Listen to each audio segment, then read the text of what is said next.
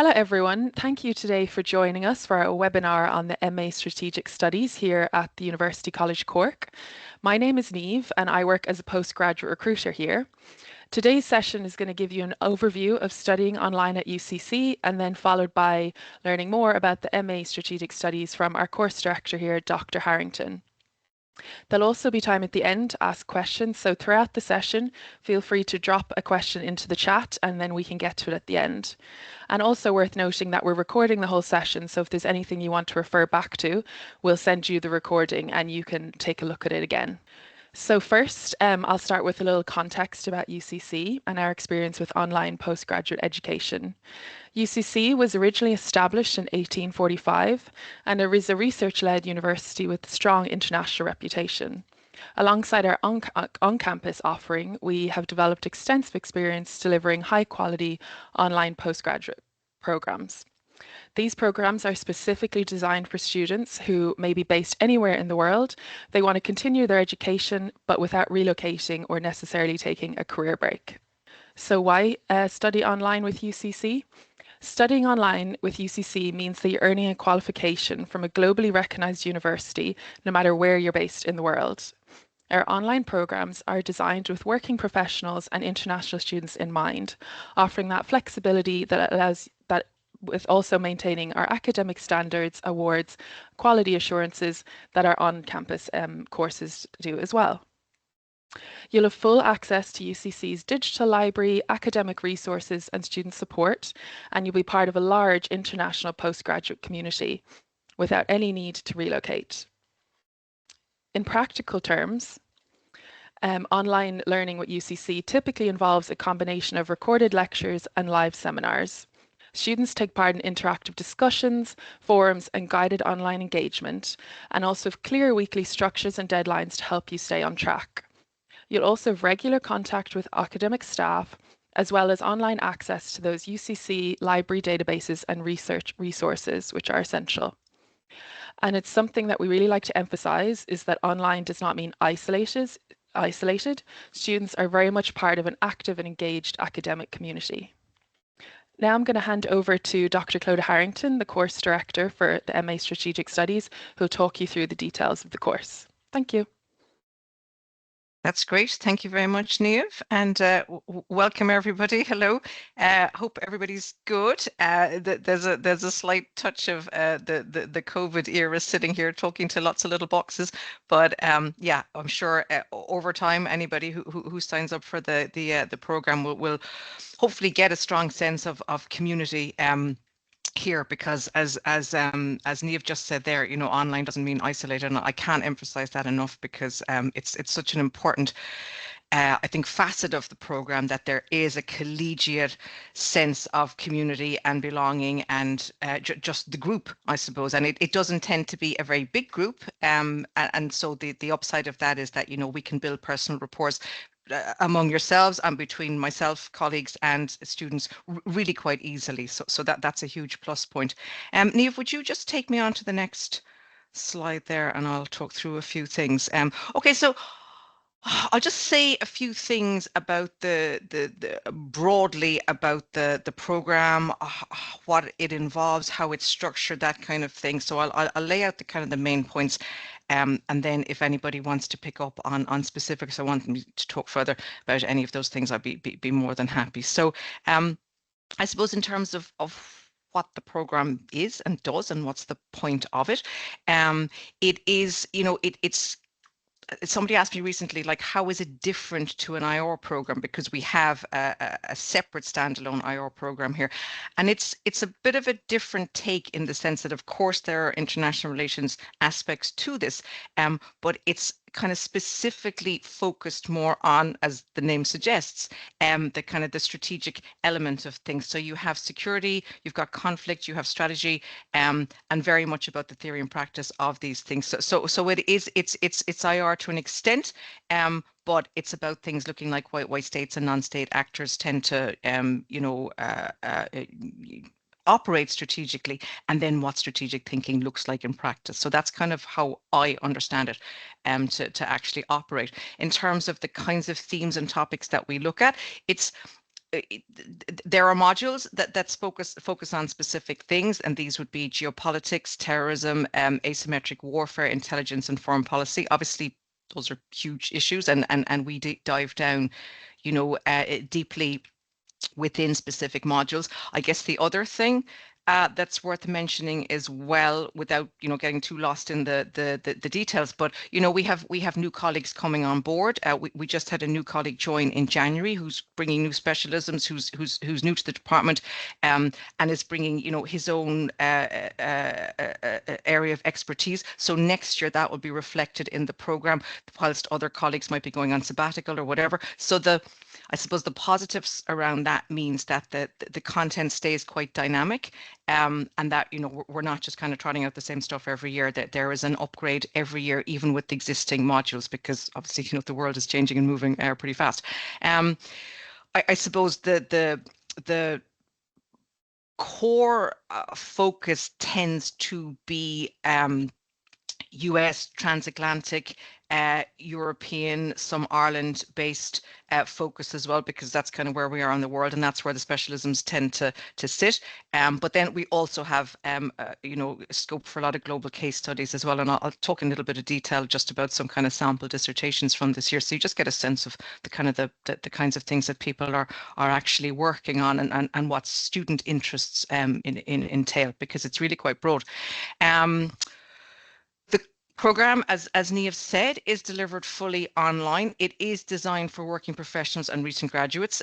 So I suppose I'll just say a couple of things about the kinds of people that I have come across on the module. I took over as director last September. So I met the new cohort, and then I met those that were already a year in. So overall, I'm going to say maybe 25, 26 students. They come from all walks and all corners of the globe. So there's a wonderful mix there, and there's a really strong sense of students learning from each other, and from staff learning from students in terms of what they bring in terms of their own experience. There's people, for example, that I've been engaging with this year who were in the military, in the Navy, in diplomatic positions. They could be Canadian, American, Australian, whatever, across the globe. Yeah, so diplomacy, military, Navy, think tanks. There's always maybe one or two who are older, retired people who've had a very successful career, perhaps in a different realm completely. There was one guy who was very high up in a pharmaceutical company and always wanted to do this, and was kind of saving it for when his kids were older, so he'd have the time and the space. So generally, it's for working professionals, but not 100% across the board. And of course, recent graduates then as well. Niamh, if we could go to the next slide then, thank you. So in terms of who teaches on the program, it's fully taught by research active staff, and I suppose just that's worth flagging up in the sense that you're being taught by people who are publishing in this area at any given time. So security studies, diplomacy, international relations, these are the specialisms of those who have designed, produced, and now actually roll out and participate in the course. So in that regard, the material, I hope, is fresh and dynamic on a kind of an ongoing basis. Flexible online delivery with the support within a supportive academic community. I think the term flexible there is extremely important, because in my experience to date, everybody, apart from the one or two retired people who have the luxury of having more time on their hands, generally speaking, the people who take who sign up for this program have very, very busy professional lives, and so time is the thing that they would have the least of. The thinking then in regards to how the program kind of facilitates that is that delivery is online, it's asynchronous, which we all learned during COVID times, is that they are not live sessions. Everything is recorded, so you can watch it, engage with it, listen to it, whatever, in your own time. The kind of deadline windows are generous, because again, we understand that people are under enormous pressure.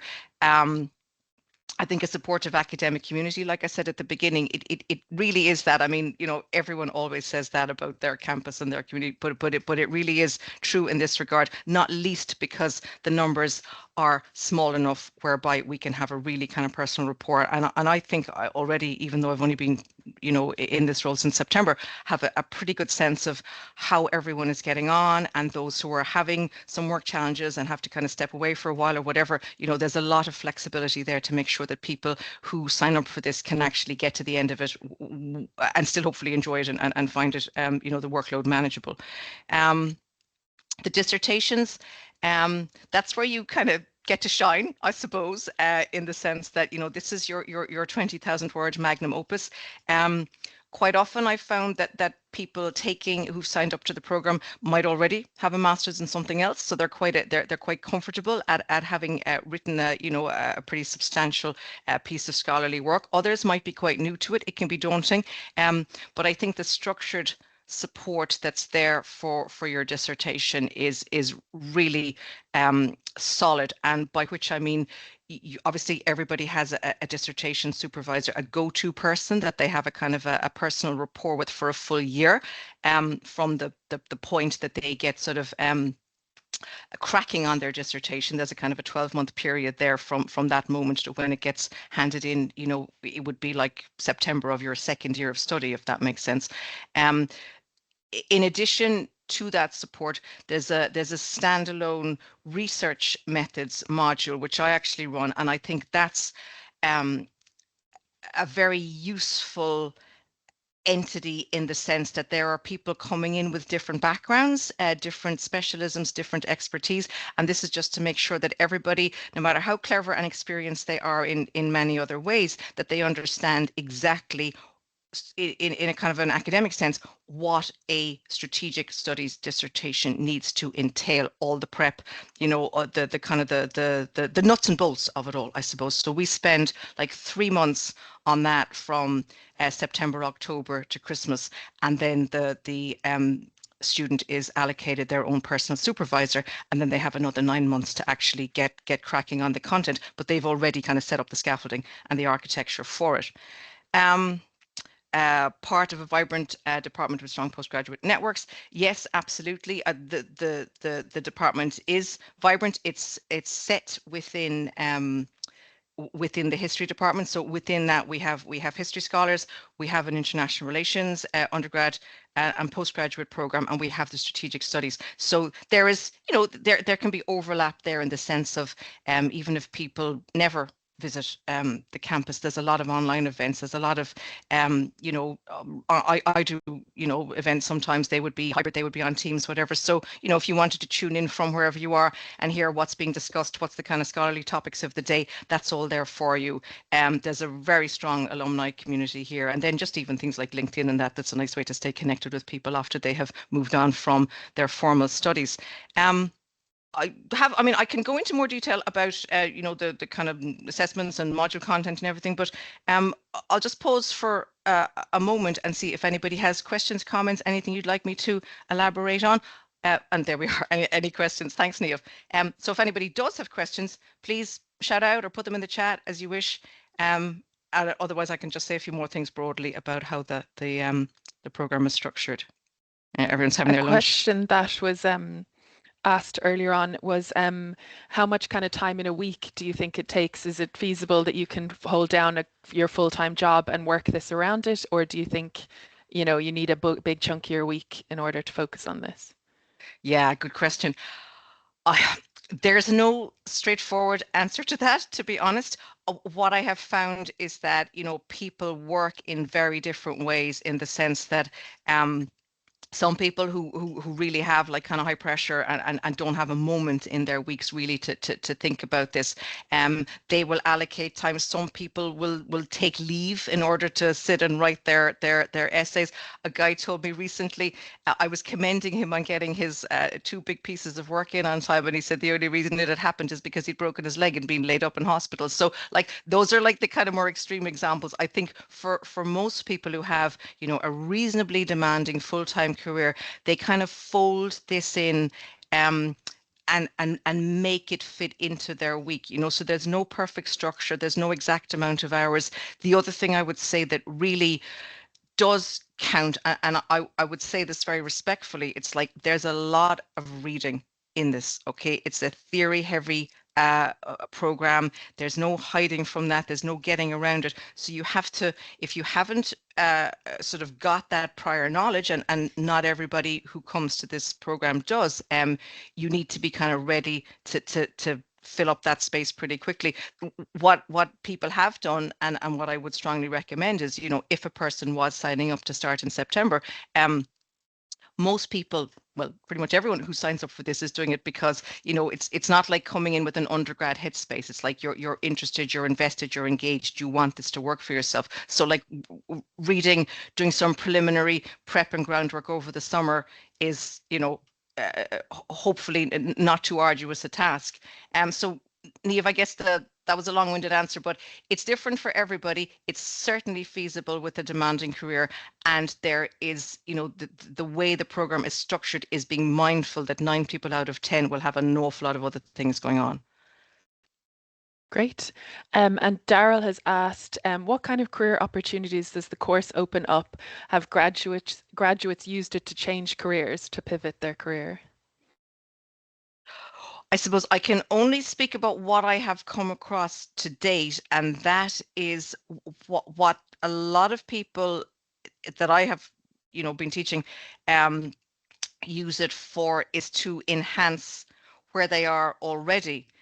So there is that, but I mean, in terms of how it would be useful to somebody maybe recently coming from undergrad or that kind of thing, I mean, anything to do with kind of public policy, think tanks, NGOs, certain elements of the private sector, government jobs, diplomacy, anything to do with embassy related stuff. That there's quite a lot of diplomats who are interested in this line of study. So there's plenty sort of substantial potential there, depending on what it is that you wanted to do. And I would say then that maybe a way to kind of make it work for you personally is if you were particularly interested in, X, whatever career path, that's where then you might utilize your dissertation to really, upskill yourself and become, quite an expert in a particular strategic studies realm. And then that's something that you can kind of build on and take out with you. Great. And Aidan asks, any sneak peek into research interests of new incoming academic staff, or are there a few core authors to explore that they should explore in preparation for September? Preparation reading Great list or question. anything like that? There isn't a reading list per se, but what there is, and I'd be more than happy to share this with anybody afterwards, and I'm sure I'll have your details. The first module, I just have actually the list of stuff on my phone, that's why I'm looking down. There's an introduction to strategic studies, which is unsurprisingly the opening module. Let's say a person signs up and starts in September. There's introduction to strategic studies, which is run by my my colleague Dr. David Fitzgerald, who actually designed the program. So what he does is basically kind of goes through the kind of the core texts, the kind of the theories and the substance that you need to be coming in with some knowledge of. And like I said, some people already have it, so that's okay. Others not so much. I mean, that's why we're kind of strict enough with the entry requirements, because we don't want to do people a disservice. And if you're coming from like a completely other background, that it might be a challenge to try and catch up, because there's a body of work in strategic studies that you can't just digest overnight. So if any or all of you are thinking of pursuing this, I would be more than happy to share the Introduction to Strategic Studies reading list with you. David, the module leader, would be thrilled if people show up in September and already have, gotten a couple of steps ahead. So definitely ways there to get moving. And also, like, it doesn't hurt to start thinking about, if you had some ideas about what you might like your dissertation topic to be, one can start preliminary reading on that early on, well before you have to do the kind of the formal tasks, etc. So there's plenty ways to get your ducks in a row before you set sort of virtual foot on campus, if you like. Okay, I might just say a couple of very quick Yeah. things just about the kind of stuff that that is in the kind of things that would be covered. So you have your introductory module, like I said. One thing as well, you have, it's sort of done in a part-time way, so that you're not, people have families, jobs, whatever. You're not overwrought at any given time in terms of the kind of the assignment remit. The modules at this point include making of modern war, like I said, the research methods module that I run, which sets you up for your dissertation. My colleague, our Professor David Ryan, does a module on US grand strategy. And the thing actually that is worth a mention, because I just had some emails back and forth about this in the past few days, there's an on-campus summer school, which happens in May of, it's normally for people who would be first year, occasionally second year if for some reason they couldn't make it the first year round. But that is a really excellent kind of add-on. And I suppose the thing to clarify is that it's not obligatory. So if you're in Australia, some of our students are, you're not probably going to be coming for it. But last year there was people came from the States and various other land masses, and they come to campus for a week. And as the kind of the opening day or so is on campus, which is, I was just out there walking around before we started the meeting. The campus is glorious at this time of year, so it's a pleasure to just be physically here. There's a couple of different days out there. One second now, let me see where they go to. They go to the National Maritime College in Ringaskiddy, which is in East Cork, for those of you not familiar with local geography. They go to the Irish Naval Base in Haulbowline, again, East Cork, not a million miles from campus. And then David, who runs the summer school, he gets in guest speakers, and not just academics, but practitioners as well, all with the view to kind of enhancing the learning from the online part of the course. It is assessed. I think those who do the summer school have to write an essay at the end of it, and they also do a group project. So it's great for collegiality, and it means that people are physically in the same space, and they might be going out for impromptu coffees, drinks, dinners, whatever, kind of in an unscripted way, because, they're around in Cork for the week. If you're thinking, okay, well, that sounds lovely, but I'm in, far away and I won't be able to get to that. There's a kind of a compensatory module that you can do fully online, which is I run it as well, and it's an interesting, I hope, an engaging endeavor in itself. But just to let you know that the summer school option is there for anybody who was keen. Sorry, was there a question there, Niamh? I can't actually see. Yeah. A new question came in. For someone coming straight from undergrad, would a bachelor's in social science be relevant enough to be considered for a place in this course?